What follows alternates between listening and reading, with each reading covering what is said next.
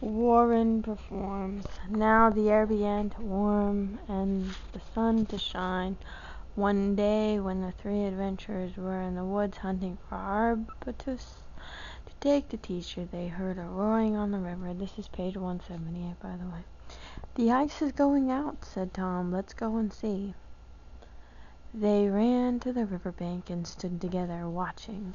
They could not hear each other speak above the sound of grinding, crashing ice. By evening the ice had piled itself in places as high as the tavern at Dunville. The tavern on the other side of the river was cut off from the town entirely. In summer a ferry plied between the two banks. In winter folks crossed on the ice, but now the two banks were separated by a great jam of ice that groaned and creaked and made its slow way down to large rivers. "It won't be long now until the little steamer comes again," said Mrs. Woodlawn with a smile. "Of course we shouldn't complain now that they bring some of our mail on sledges, but just the same, I like it better to be in touch with Boston and the rest of the world. Children, what should you think of having your cousin, Annabel, from Boston here to visit you this summer? Her parents have been talking of letting her make the journey for some time. She should go by steam cars to St. Louis, visit Uncle Edmund's folks, and come on here by boat. I think I'll sit down and write them this very day." "What's she like, Mother?" "Oh, I haven't seen her for years, of course, but she was a darling little girl, and very accomplished. She's not so old as Clara, near Caddie's age, actually, I believe, but, well, she's been reared as a lady, and will be nicely finished, I am sure." "Oh, that kind of girl," said Tom. Caddie's heart, which had undergone a certain disagreeable chill at Mother's "but, well, she's been reared as a lady," warmed pleasantly again at the deep scorn in Tom's voice. Tom was more than a brother, he was a friend. However, the whole family looked with interest and a sense of expectation at the letter which Mother wrote and directed to Miss Annabel Gray of Boston. It stood upon a shelf in the parlor for many days, waiting for the little steamer to come and take it. Before the ice went out, Father and Robert Ireton had gone through the woods adjoining the farm and tapped the sugar maple trees.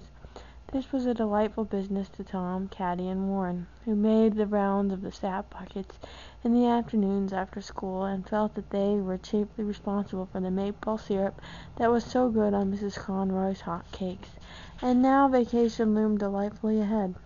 The winter term of school was almost over, and Mrs. Parker would go and teach the children of Durham their ABCs and multiplication tables for 3 months.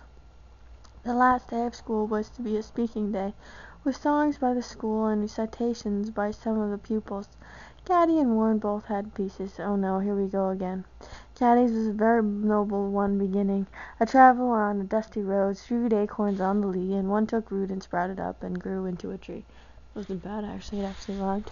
The poem went on to say that, as carelessly tossed acorns may grow into great oaks, so may little words and deeds of kindness grow into great and beautiful things.